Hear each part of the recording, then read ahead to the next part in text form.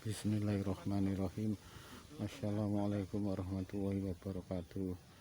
Pada siang hari ini Liberty YouTube tengah bersama keluarga beliau Kanjeng Gusti Pangeran Haryo Puger yang kali ini tengah berziarah ke makam istrinya yang hari Selasa kemarin berpulang ke rahmatullah. Kali ini di makam Komplek Keraton Kasunanan Surakarta Hadiningrat yang ada di Komplek Pemakaman Ki Ageng Henis, Laweyan, Solo.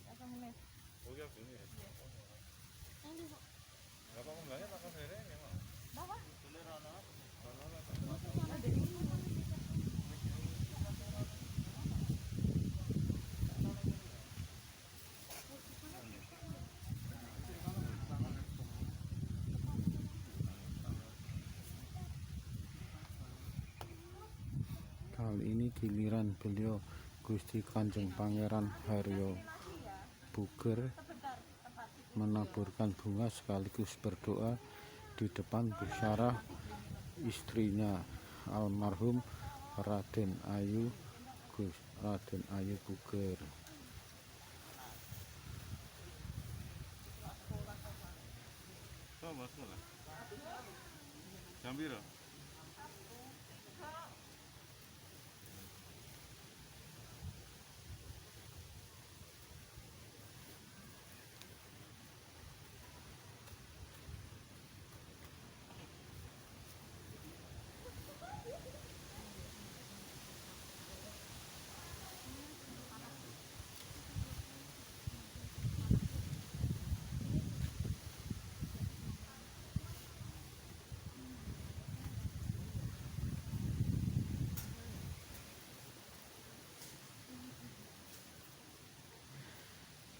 Bismillahirrahmanirrahim.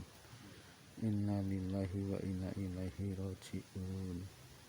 Telah berpulang ke rahmatullah beliau Raden Ayu Puger pada hari Selasa tanggal 5 Oktober sekitar pukul 8 malam di Rumah Sakit Islam Surakarta. Almarhumah meninggal dalam usia 63 tahun. Saat itu tengah mengalami sakit pada kakinya setelah jatuh. Almarhumah meninggalkan seorang suami yaitu Gusti Kanjeng Haryo Puger dan 3 orang putranya serta 5 orang cucu. Pada siang hari ini tanggal 8 Oktober sekitar jam 2 siang beliau Gusti Kanjeng Pangeran Haryo Puger telah melakukan ziarah pada hari ketiga setelah wafatnya sang istri tercinta Raden Ayu Puger di pemakaman khusus milik Keraton Kasunanan Surakarta Hadiningrat, yaitu di pemakaman Ki Ageng Henis Lawian, Kampung Batik Lawian, Solo.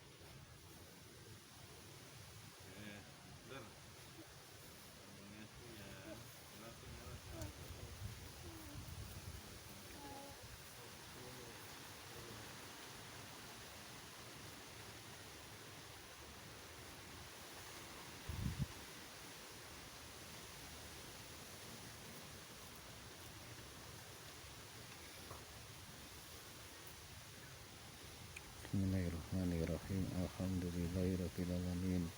Arrahmanirrahim. Maliki yaumiddin. Iyyaka na'budu wa iyyaka nasta'in. Ihdinas siratal mustaqim. Siratal ladzina an'amta 'alaihim ghairil maghdubi 'alaihim waladdallin. Amin.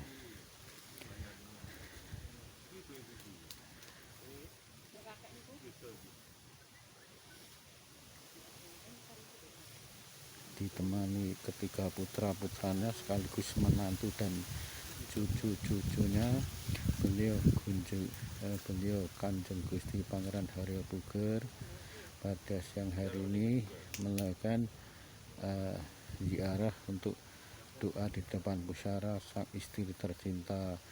Beliau adalah Raden Ayu Puger.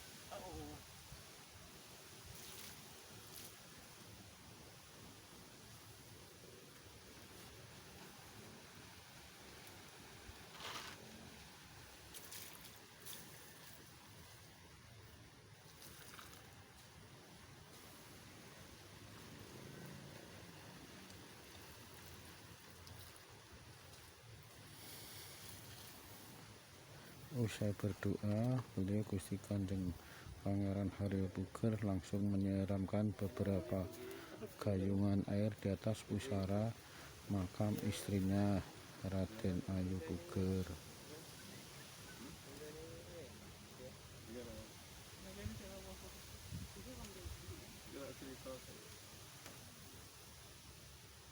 Nggih Gusti. Ini beliau istri saya, Raden Ayu Puger, ya dimakamkan di Lawian. Nggih. Sebetulnya sebagai istri seorang Kanjeng Gusti Pangeran punya jatah dia bisa di Imogiri. Nggih. Namun ya karena sikon ya, Nggih. situasi kondisi, saya memutuskan untuk di Lawian saja. Nggih. Karena tempat ini juga salah satu tempat untuk keluarga kerajaan atau Surakarta Hadiningrat Mataram pada umumnya. Beliau di sini dimakamkan di bawah eyangnya saya, yaitu ayahnya ibunda saya, Kanjeng Ratu Ageng Nggih. Pajapaningrum, Kanjeng Raden Adipati Pajapaningrum. Kanjeng Raden Ayu Kanjeng Raden Pajapaningrum ini ayahnya di sini. Itu Raden Tumenggung atau HRT Tumenggung Darmonegoro. bersama ibunya, bundanya Raden Ayu Pratapaningrum atau Ratu Ageng. Dia punya istri juga, yang satu ini jejer sama Raden Ayu Puger, istri kedua. Jadi di sinilah beliau dimakamkan. Jadi kronologis peristiwa beliau sebetulnya ya kalau cerita dibikin sedih ya sedih saja. Peristiwa keraton tidak kondusif, beliau selalu ada tangisan-tangisan. Setiap hari itu kalau cerita tentu nangis. Bagaimana keraton ini bisa pulih kembali. Karena beliau kan sangat dekat dengan WB12. Iya. Karena beliau menjadi salah satu birokrasi tinggi di bagian perempuan, ya diangkat menjadi Kanjeng Raden Tumenggung Nyai Mas Tumenggung Cokuro untuk mendampingi kalau ada acara-acara adat di keraton. Dia menjadi salah satu jembatan untuk menyampaikan sesuatu kepada siapapun. Itulah yang setelah WB13 pun beliau tetap mendampingi. Jadi beliau mendampingi dua raja ini, WB12 dan 13 sebetulnya. Tapi ada sesuatu yang terjadi, maka beliau terpaksa kena imbas dari sebuah kemelut di keraton. Sehingga sedih beliau ini tentu sebetulnya sudah tidak saya rasakan. Namun apapun saya sebagai seorang putra Mataram pada khususnya, pada umumnya, dan pada khususnya adalah putra WB12, dan kebetulan yang duduk takhta adalah kakak saya, saudara-saudara saya juga ikut nyengkuyung sebetulnya semuanya. Tapi nggak tahu ada apa,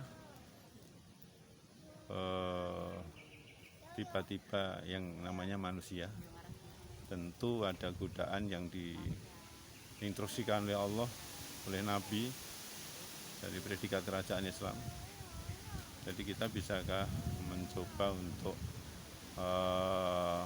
merenung, jadi ajakan-ajakan yang tidak baik ini apakah perlu direnungkan. Karena apapun kalau itu perintah Allah SWT tentu membawa sebuah kedamaian, kesejukan. Tidak ada perintah Allah itu yang membuat bermasalah atau bikin panas, nggak ada. Jadi kalau ini ada bawa panas, tentu ini saya yakin ini bukan kehendak Allah. Kalaupun ada cerita-cerita yang itu miring-miring, karena dia tidak tahu persis historical Keraton Surakarta terjadi. Ya, jadi harus bisa membedakan antara pakarti dan pribadi. Kalau memang beliau itu pakartinya di wadah yang suci ini, yang dijabai oleh Allah ini, Mataram ini, tentu dia akan diberi tuntunan kalau itu bisa sadar. Jadi mohon kepada seluruh keluarga besar Mataram, ingatlah bahwa kita sedang menjalankan tugas dari leluhur yang pernah diperintahkan oleh Allah SWT, dan kita tinggal melanjutkan. Seperti pesan WB12, kowe kuwi kari aku lan kowe iki kari nglungguhi kloso gumelar. Sing gelar para leluhur. Ayo. Podo ilingo. Hanya itu aja pesan beliau. Nah, sebagai seorang putra kerajaan, apalagi saya sudah diangkat menjadi pangeran, tentu saya mencoba mendalami dari sebuah kata-kata beliau ini, sehingga ketemulah bahwa saya harus betul-betul memahami siapa saya, dan saya harus bagaimana, hak-hak saya di keraton bagaimana. Inilah yang disebut keraton mempunyai 3 dimensi aturan, yaitu tetaler, wewaler, dan angger-angger. Darah, ya, tetaler, wewaler itu larangan, dan angger-angger itu adalah sebuah undang-undang aturan. inilah yang perlu kita renungkan sehingga kita menjalankan tugas di keraton ini adalah tidak lain tidak bukan adalah kewajiban. Maka jangan sampai ada rasa-rasa yang ada, kalau bahasa Jawanya iri, dengki dan segala. Sudah, kalau memang itu buah hak kita ya sudah, jangan kita bermasalah. Kalau memang ada sesuatu yang nggak cocok, sebaiknya memberikan masukan, itu aja. Ya, itulah pesan saya. Mengapa beliau terakhir juga mimpi berkata ada saya kok aku kok ya Gusti, aku mimpi kok ditimbali B12, saya ketemu ada Sinuwun sekarang ini, saya harus ke keraton lagi dan segala. Oh udah, itu rezeki. Bilangnya hanya gitu, ngayam-ngayami aja rezeki. Ya udah, jangan dirasa-rasakan. Begitulah akhirnya beliau, karena sedihnya tidak tertahan, setiap hari itu selalu ingat, karena beliau adalah orang sejak kecil di keraton dan menjadi penari, menjadi sebuah birokrasi di keraton, sehingga dia tuh sangat merasakan bagaimana keraton kayak gini nih. Sehingga biarpun tidak kelihatan ya, cuman hati beliau tergores-gores luar biasa sebenarnya. Tapi saya sebagai pendamping selalu saya beri pencerahan, saya beri kebugaran supaya dia bertahan. Tapi yang namanya manusia juga tidak luput dari pada perasaan yang sangat dalam, mengakibatkan dia shock ini mengakibatkan akhirnya yang tidak sakit jadi sakit. Maka kemarin itu sebenarnya ada di ronsen paru-parunya itu tidak, dokter itu juga bingung, sudah kayak gini paru-parunya kok tidak sesak, tidak batuk, ini ada Kayak apa? gini itu maksudnya gimana sih? Sudah ada flek. Flek yang tinggal 1/4 kok, yang bagus itu kok dia tidak batuk, tidak pernah sesak, luar biasa, ini ada apa? Cuman dia terus nggak tahu, dia terus akhirnya ya itu ya, ditambah lagi dia terpeleset di tempat tidur, sedikit kebentur, dia juga jarem, ya itu mengakibatkan dia juga shock lagi. Kok kayak ada tuh, enggak apa-apa, ternyata ada panggil terapi sunah, oh enggak apa-apa, karena sudah normal, tulangnya juga sudah enggak apa-apa, tinggal memperkuatkan saja. Ya, apa boleh buat, Allah mengendaki beliau tetap dipanggil oleh beliau, barangkali diselamatkan dari rasa yang sangat pedih di dunia ini. Maka saya menangkap bahwa beliau sedang ditolong oleh Allah, diselamatkan dari kepedihan, kesakitan hatinya. Mudah-mudahan akan muncul lagi seorang Raden Puger. Amin. Untuk di Keraton Surakarta ini. Begitu. Selain meninggalkan seorang suami beliau, Kanjeng Gusti Pangeran Haryo Puger, Ya.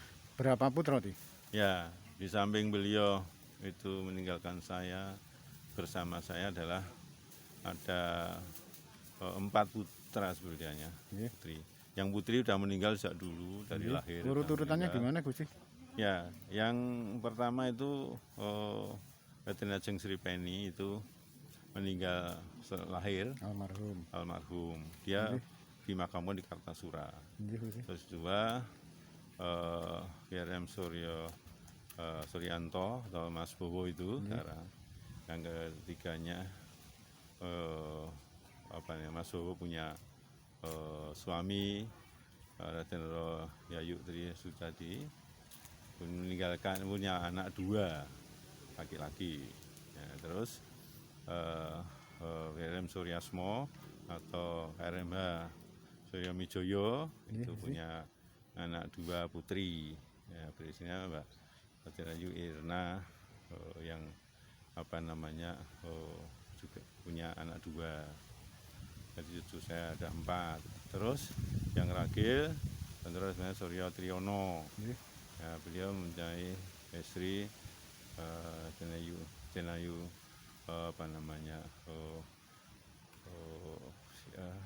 Uci ya, namanya harapannya itu. Jadi beliau punya anak 1 putri. Jadi lengkap, anak saya yang hidup 3 laki-laki semua, cucu saya 5. mudah-mudahan bisa tambah, alhamdulillah. Amin. Gusti, Gitu. kalau selain di Imogiri itu milik keraton juga, Mm-mm. berarti di pemakaman Komplek Ki Ageng Henis ini juga milik keraton Solo sih. Ya, jadi inilah kawasan Keraton Mataram Surakarta yang beliau mengampu termasuk Imogiri, Sorajaraja dan Sutono, juga abdi dalam yang diizinkan, juga Lawihan ini itu yang diampu banyak sebetulnya. Karena keraton sebagai negara tentu mengampu semua untuk rakyat, untuk Sutono ya lah. Gitu. Terima kasih Gusti. Ya. Demikian wawancara kami Liberty YouTube bersama beliau Kanjeng Gusti Pangeran Haryo Puger bersama putra-putranya sekaligus menantu dan cucu-cucunya.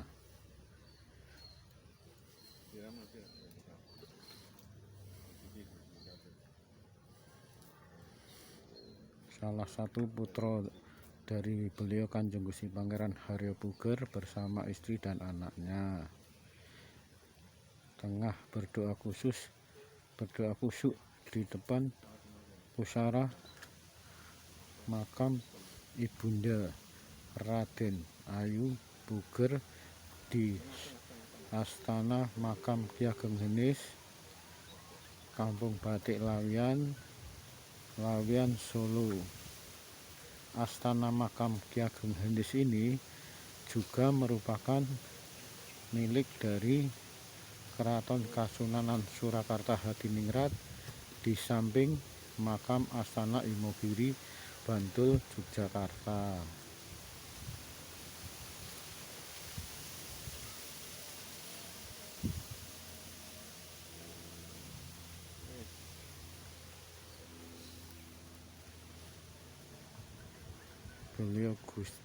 Beliau Kanjeng Gusti Pangeran Haryo Puger sambil sesekali mengarahkan putra dan menantu sekaligus cucu-cucunya diarahkan selain tabur bunga di pusara makam beliau Raden Ayu Puger juga ke makam eyang-eyang leluhurnya.